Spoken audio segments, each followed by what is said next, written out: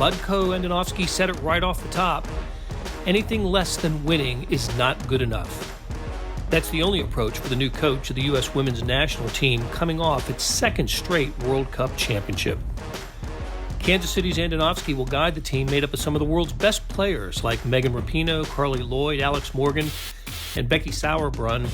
He sat down with star columnists Vahe, Gregorian, and Sam Mellinger and host Blair Kerkhoff on SportsBeat KC presented by Big O Tires. It's Friday, December 20th. Adonovski spoke to the challenges of taking over for Jill Ellis and how his soccer life was shaped first in his native Macedonia in the former Yugoslavia and for the past 2 decades in Kansas City. He played and coached for the Comets, the indoor team, coached youth soccer, and the city's pro team, FC Kansas City. While this was happening, he graduated from Park University. So here's Vlatko Andonovski along with Sam, Vahe, and me. Vlatko Andonovski is our guest. And I guess the first order of business is to say congratulations. Fantastic news when you were named head coach of the U.S. women's national team. Thank you very much. Thank you for all the support. Kansas City has always been behind me in my whole career, and I'm glad I got this job. I'm excited about it. You got to be. Hey, Vahe, Gregorian, and Sam Mellinger are here along with me, Blair Kerkhoff, and it is Thursday. We're taping this on Thursday. We always do truth in advertising here. And I got to say, first off, Vlatko, that when someone becomes a coach or a head coach or takes over a team or an organization, it's often because the team didn't have much success. It's, they change at the top and maybe change the fortunes of the team. That could not be less true in your case. You have become the head coach of perhaps the most dominant soccer team in the world, the U.S. women's national team, coming off its second straight World Cup championship. And it really captured America's imagination this summer by winning in France. So, well, what do you do? How do you maintain the excellence of the team that you're taking over? Getting into this job was not easy. Obviously, lots of pressure. Anything less than winning is not good enough, and especially it's not because they won this summer. They wanted the 4 summers before that, so they've been on top for a while, and it's not easy to stay on top for as long as this team has stayed, and it's not easy to stay on top even longer than that. But I was very well aware of the challenge, and that's what excites me. That I can do something that has never been done before. I can go and maintain this and make them even better. And one thing that has never been done, this team or no team in the world has ever won Olympics after the winning a World Cup. So, that's the first step that first challenge that I wanna overcome. That's the first success that I wanna have with this team, and then keep on evolving from there, keep on developing and improving, and hopefully stay on top for a long period of time. And before I forget, I was remiss in saying Jill Ellis is the person that you succeeded, and all she did was win 107 of her matches with, I think it was 19 draws and 7 losses. Yeah, Jill Ellis did an incredible job, and it's not easy to come and step into this role after someone like Jill Ellis. She built an empire, and it's, like I said, it's not easy. That's where the pressure comes from. But in the same time, because she was so good at the job that she did, actually leaves a team that is already organized, disciplined, has a good structure. So leaves a team that will make my job easier some ways going forward. And you mentioned the Olympic qualifying. That's next, right? That's in January, Olympic qualifying. Yes, January 28th, first game in the group stage, and then semifinal and final are February 7th and 9th in LA. And it's CONCACAF. Is it 2 from CONCACAF that qualify for the Olympics? Yes, 2. The basically the finalists. Gotcha. Okay.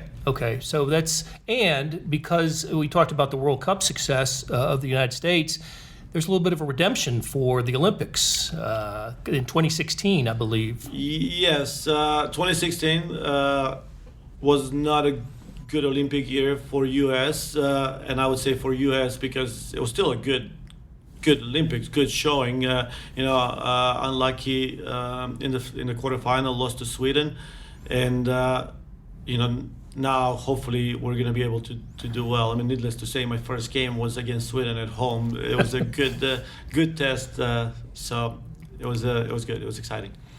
Well, one of the reasons we're thrilled to have you here is because of all of your experience in Kansas City, not just with the professional team that was here, but with the Comets, with the youth soccer that you coached, the ODP, the Sporting Blue Valleys, Futura, all the names that I'm familiar with because my kids went through the youth soccer programs in Kansas City, and as will Sam's will. I just, so it's sort of a general question, but and probably too many tentacles to it. But I'm wondering how your coaching philosophies and just learning how to become a head coach was shaped by some of your experiences in Kansas City. Let's start with the Comets and your years with the Comets. Yes. Comets. I would start with playing with the Comets. Obviously, I was learning from good coaches, Zoran Savic at that time, who is now with Sporting Kansas City, and then I became assistant coach to Comets. Kim Rundtvedt, indoor legend, was coaching. It was a great experience, and it was in one way learning the game, but in another way learning the coaching approach, the coaching philosophy, the leadership. Guidance. I mean, there's so many things that I could learn, and I'm sure that I'm still learning. So from there, I went to coach FC Kansas City, and one of the coaches on the team was also Hugh Williams, who later on became general manager. I mean, he became my mentor in a way, not as much as on the technical side, but more so on managing the team, managing the personalities, managing the players with individuals. So that was so. If I look back, there were so many people that had influence on my coaching career. I'm just glad that I was always surrounded by good people, by good leaders, by good coaches. And I was blessed with good teams as well. You could have landed anywhere in the United States when you came here. You landed in Wichita. Tell us about that story. So the story actually in Wichita is very interesting. I was in Skopje, Macedonia, and my best friend was playing for Wichita Wings, Dino Delevski, who we know was one of the indoor legends as well, one of the best players to ever play indoor.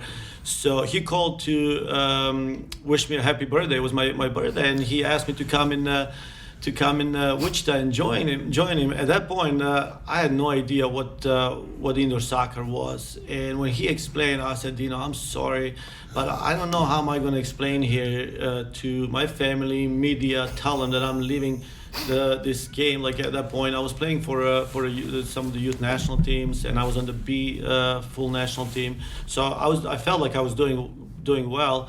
And I'm like, how am I going to tell someone that I'm going to go and play soccer with walls? It was, I mean, they'll think that I'm crazy. So that's how that all came about. I came to see it. The selling point was you're gonna love it so much. We play the indoor game. The defenders are involved in the play so much that you will absolutely enjoy it. So I was like, okay, I'm gonna come and try for a few months. It was the off season, and I said I'll try it for a few months and then I'll go back. And after those few months, I just signed. I fell in love with the game and signed a 3-year contract, which the Wings folded, and I made Kansas City home. And that's how you end up coming to Kansas City. The Wings folded, and so the team that you played for here in the early 2000s was a successful team. It was a very good team. I mean, some of the players that were on that team were amazing. It was an absolutely great experience. And we mentioned Dino Delevski, one of the best players in the indoor game that I've ever been around. Then Goran Hunjak, I mean that's an indoor legend as well. incredible person. He was kind of my mentor in the indoor game, and he taught me a lot. It was a pleasure having him around. Alex Zotinka managed to play. I mean, he went on to play for the Wizards and I believe Chivas. So Chivas USA. There were so many good players at that time. That was just. That was incredible. I mean, it was just good experience. I enjoyed it. And you stayed to be. You remained in the organization. It started your coaching career with the Comets. So after a while, the Comets folded, and when they came back, I was very excited. I mean, I was a Comets guy. I was, it was the game. It was the team that opened up a lot of doors for me and helped me build lots of relationship and helped me establish myself in Kansas City and. It became a home. Kansas City became a home for me. That was it. When they came back, I was so excited that I wanted to be involved in any way possible. And I went to the owners and I said, I want to help. I want to help in any way possible.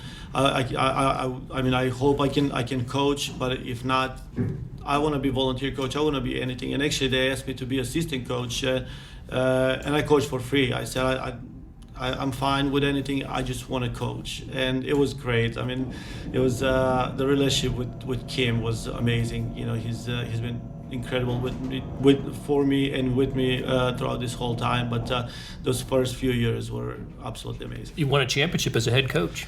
Yes, that was my first year as a head coach, and that's a story for itself. We were underdog. Nobody expected us. Obviously at that point, young coach coming in for the first year, and it felt like everything clicked at that point in time. So it was a good story, and it was a good beginning.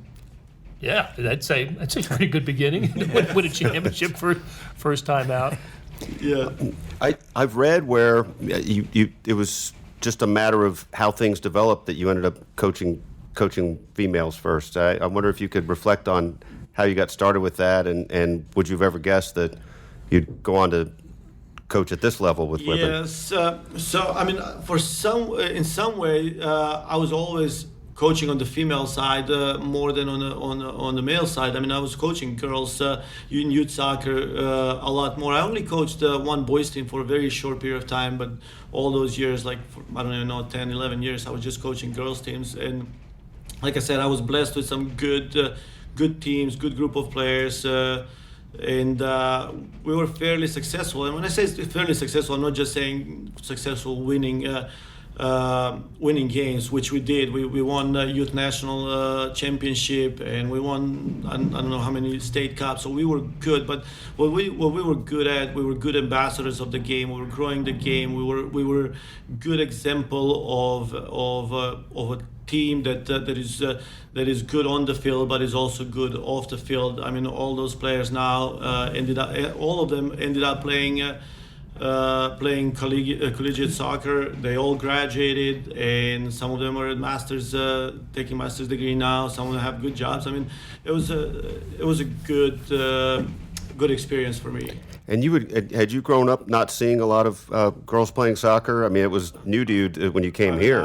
I can say it's not that I haven't seen a lot. I've seen none. So it was shock. First time actually when I saw it. When I was in Wichita, and my friend Dino was coaching a team. He said, "Hey, you want to come to this game? I'm going to coach. You want to see it?" Like, sure. So I went to this complex, and there were more fields with girls that were playing than boys. So I just kept going around watching the girls. So I remember they was like, "Did you come to see me and the team or the other teams?" But it was so exciting for me to see all those little girls playing soccer. It was great. It was brilliant. When you were coaching at that level, why was it important to develop them, as people too, and not just their game? I mean, not many of them are going to become professional soccer players. Not many of them are going to be Megan Rapinoe and Alex Morgan and Carly Lloyd. But we all have to have career after a game if we don't become one of them. And it was important for me that they're good people and they become good leaders, good citizens. And like I said, I'm just happy that every single one of them I can go back to and look at them, and I know that they're going to be successful in their lives. I mean, we develop them as people. We develop good characteristics. They're all disciplined. They're all organized. They're all hard workers. They're all committed to to what they do. They're loyal. So those are traits that you can develop through playing sports. So I've got to ask you this. Oh my gosh, I can tell now. So maybe I should mention, I first met you 15, 20 years ago, so when I was with the Comets, right? Yep. When you got this job, somebody sent me this story from 2003 that I did with you and Dino. And I don't know if you remember this, but this quote just jumps out to me in light of your current job. You said, "In Macedonia, they say soccer is a man's sport. It was really weird when I came here to see girls playing soccer. The first couple times I saw girls playing soccer, I just stopped and watched for a while. Everything is so different here. When I came here, I was very excited, but also a little nervous. Now, to tell you the truth, it's been even better than I thought it would be." Hopefully you're not going to tell me that I misquoted you. But do you remember sort of that process? I guess I'm underlining Vahe's question a little bit, but was it right away that it clicked, coaching females? Did it take a while for you to? I mean, it is different from how you grew up, right? No, I mean it wasn't like difficult by any means. Actually, it was exciting. Like I was so happy to see how good they are and how well they do. And now after reading the quote, that's in line with what I was just saying earlier. Yeah. That I literally would stop and just watch them, and I enjoyed watching them play. Yeah. And maybe without even knowing, that's how my love for coaching females developed. That they're doing so good and just as good as the young boys, and some of them better. I mean, it was great. It was. I never in my life thought okay, I want to be a coach, but I want to coach men or I want to coach female. But sure. Maybe inside of me, something was always shaping me in a way or helped me drift towards the female side. Yeah, that's cool. I also wanted to ask you this, you just talked you came to Kansas City basically by chance, right? It just as easily could have been Nashville or Chicago or LA or anywhere else. But you stayed here by choice. And sometimes we were just talking off air, you're coaching Seattle, but you're still living here. What is it about Kansas City? Why was it so? I mean, it is important for you to stay here. It is extremely important for me to stay in Kansas City. I absolutely love Kansas City. I love everything about Kansas City, and I consider myself Kansas Cityan. I love sporting and in Comets, and like I said, I was this morning at the Comets practice, and I'll go and check out sporting, and I love the Chiefs. I love Royals. I mean, I love everything about Kansas City, and even.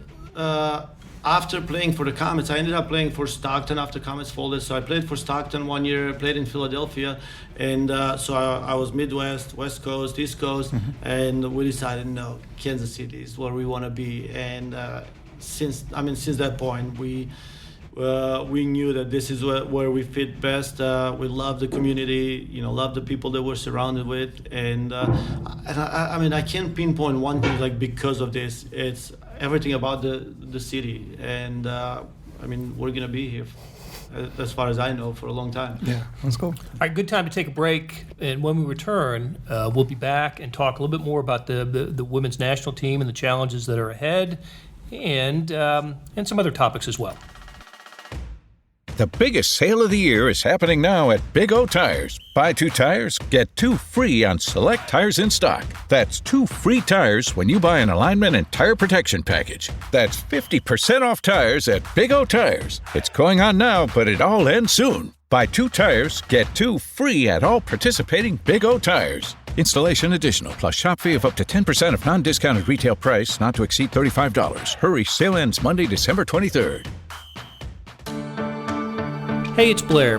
Hey, we have a special subscription offer for SportsBeat KC listeners, unlimited digital access to the Kansas City Star's award-winning sports coverage. Sign up now for 1 year of Sports Pass for access to all the sports news, features, and columns we have to offer.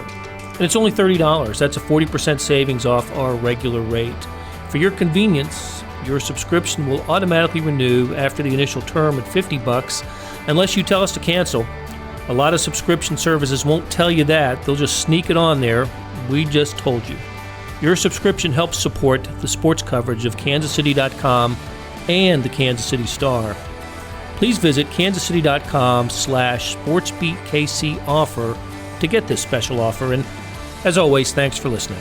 We're talking to Vlatko Andonovski, who was kind enough to join us today with Vahe Gregorian and Sam Mellinger on SportsBeat KC. Vlatko, we spoke in the first part of the show about the challenge of the Olympics, and that's the next big event for U.S. women's soccer.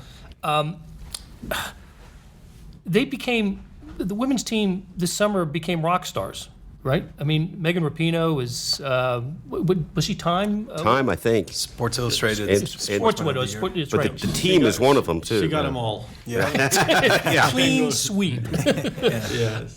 Deservedly so. She got them all. And that means you, as a head coach, which you've certainly have had experience there, you're going to not only, coach a team tactically, but also manage personalities, and you prepared for that. Yes, I've had a chance to work with Megan Rapinoe for 2 years, Ali Long, Becky Sauerbrunn, Lauren Cheney. I mean, Heather Riley. Those are all superstars, rock stars. I mean, they're all great players.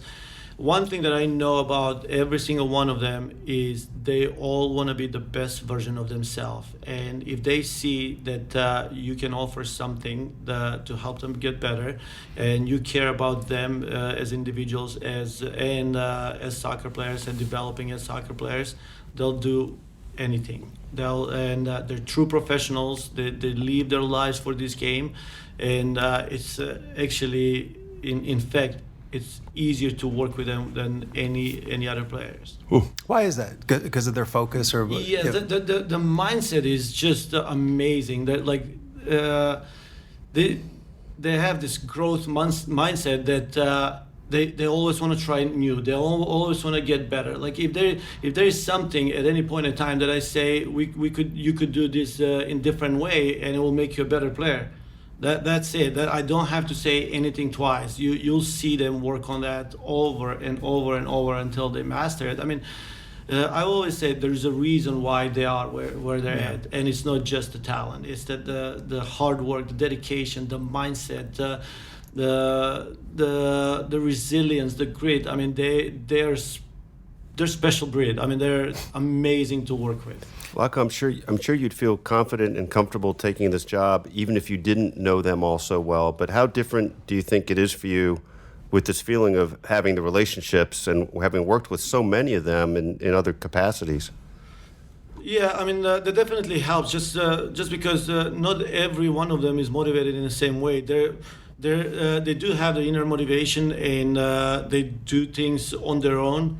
But also, there are certain things that motivates them. Some of them just want to be told. Some of them want to be asked to do or asked to perform in a certain way. Some of them they just want to see a video of them not doing well. Some of them want to see video of them doing well. So, knowing them or having a chance to work with some of them will expedite the process of adjustment or transition into the national team. Are there any, I'm fascinated by this, Blair touched on it a little bit, but just your job, that team has a global profile in a way that few teams in America have, right? Maybe like the Dallas Cowboys or the Lakers or whatever. I'm just curious, like, how much of your job is dealing with that in any way, or blocking it out or whatever? I mean, because fundamentally soccer's soccer, right? But the U.S.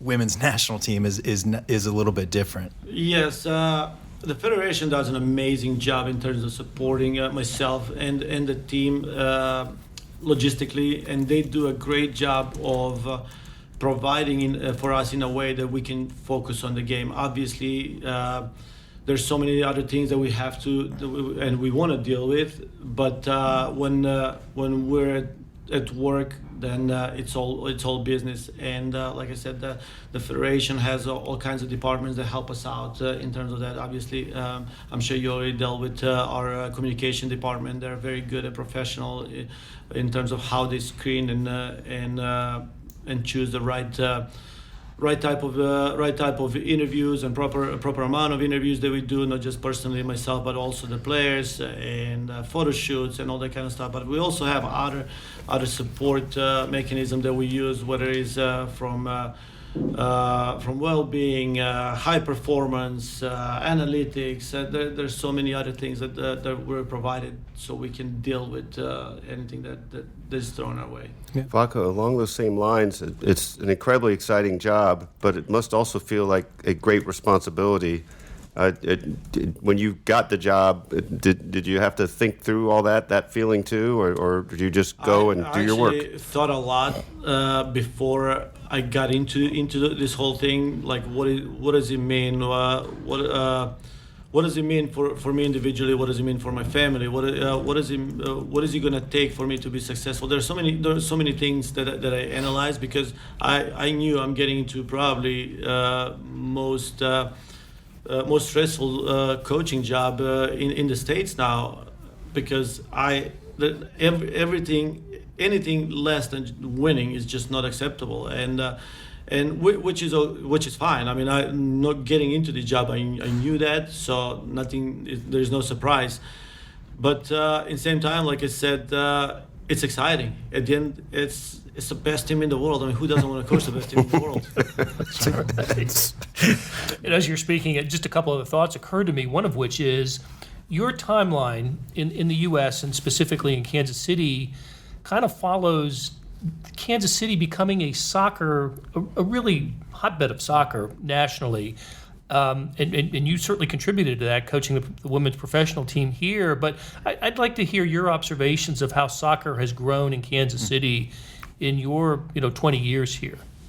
It's amazing. I mean, when you look around around the city, soccer is a topic. I mean, people talk about soccer. 2000, it was different. There was soccer, but not as much. Like right now, I'm pretty sure like most of the families they at least start a little bit in soccer. Some stay a little longer, some a little less. But soccer is a topic in families.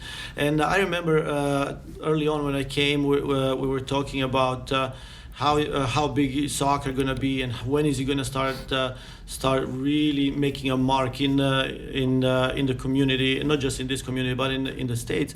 And my thought was always, when these kids that are playing now soccer have kids on their own, is where soccer is going to be huge. And that is the era. I mean, where those kids that were playing when they were 12, 13, 14, now they start having kids on their own, and that's where you see a big growth. But there's so many other things that help with that. Obviously, Sporting KC has done an amazing job, with their success, but also with the impact that they have in the community. So they've been great. FC Kansas City, winning 2 championships. They created a buzz in the community, comments, and their success. So soccer is out there pretty much anywhere you turn now. Think we can handle a World Cup in 2026? I would love to. Yes, I think that there's no doubt in my mind the community is ready for a big event like that. Okay. How about the idea of, and I'm sure not your call, but maybe I'm wrong about this, the women's team training here at some point? So the women's team was here last year and trained for a short period of time. There is a talk about coming back again. And I have nothing to do with it. But it'd be convenient. Nice but there's a cycle. There's a cycle that the team has that I think they follow. I can't remember if it was 12 months or 18 months cycle where they go from one to another city. Except I think LA and New York are out of that cycle. I mean, they get a little more often. We touched a little bit on this sort of monster that you're taking over, right, and the success they've had. I'm just curious, are there things that you've identified of, here's a new direction, or here's something new that I want us to try, or a new emphasis, anything like that? Yes, I mean, as a coach, even though they're best, in order to stay the best, you have to keep evolving, because if you stay in the middle lane, people will pass you by. I mean, other countries are getting better. They're investing in women's soccer. They're investing in female soccer in general, and youth soccer everywhere. So we have to stay. We have to change things, not necessarily just because it wasn't good. We have to change so we can stay ahead of them. And it's not that we want to change because the game is evolving and because we want to follow those trends, but we're the leaders in everything. We want to be leaders. We want to implement. We want to be innovative in a way so we can create some of those trends so other countries are following us. And that's why there are things that we will probably try to implement from the tactical perspective, from the technical perspective, but also from the organizational perspective in terms of analytics and high performance and nutrition and I don't know what else would be there, like any type, whether it's statistical analysis. So there's so many things that we can change in the approach and in order to stay on top. One thing people would like to see changed is equal pay. I know you were asked about it at your press conference when you were introduced. And it certainly was a topic during the World Cup. So give us your thoughts. I said it in the first press conference that I support the push that the players have because it reflects on the field. I know people always ask how's that reflected on the field? It's like the push that they have reflects on the field positively because that's who they are. They're competitors. They're fighters. They're resilient. I mean, that's the attitude. That's how they're wired, and that's why I'm supporting that. All right. One other thing, just to take you back a little bit, if you don't mind. I'm curious if you could describe the impact of soccer on your childhood and what it was like back home, and if you knew as a boy growing up that you hoped it would be your life forever. Yeah, so early on, I mean, not just early on, but I played soccer. Started early, played soccer in all my youth. I played in the academy. Obviously, ended up playing professionally there first before I came here. And at that time, it was hobby, became a profession. But now, when I look back, soccer was way of life for me. It's not like it's almost like I didn't have a choice because in my high school household, my dad was ex-professional soccer player. My brother was professional soccer player. 2 uncles, professional coaches. So it was. I mean, 2 of my cousins. One of them professional player. Actually, ended up professional. The other was also a soccer player. But in all our family gatherings, every meal we had, it was. Soccer was the topic. We talked soccer. We watched soccer. So now looking back, it's like I don't feel like I had a choice. I mean, soccer was a way of life. That's what we were. That's what we're doing. We were playing, talking, watching soccer. That was it. And when I knew that I'm going to be a coach, I always wanted to, and I was always the one kid that just wanted to organize everything, always wanted to put things together, always wanted to outsmart the opponent when we were playing, even on the street. I always had these strategies. I mean, I'm pretty sure I was pretty annoying, and I heard that a lot. But I guess that was just the coaching side in me at that point. And that's why I retired a little bit sooner than I probably could have, but I just wanted to go into coaching. And when you left to come here, you certainly, I don't think, pictured that you'd be here 20 years later. No, I came here, I can't remember, it was a short time, but let's say I came here in 6 months, 3 months, whatever it was, and I'm still here in my 3 months. That's great. Well, as you can tell, Vlatko, we were all over the map with our questions, and thanks for your indulging us with this. Terrific to have you here. Congratulations again on being the U.S. Women's National Team coach. And for Sam and Vahe, that'll do it for us today. Thanks a lot, you guys. Thank you. Thank you, guys.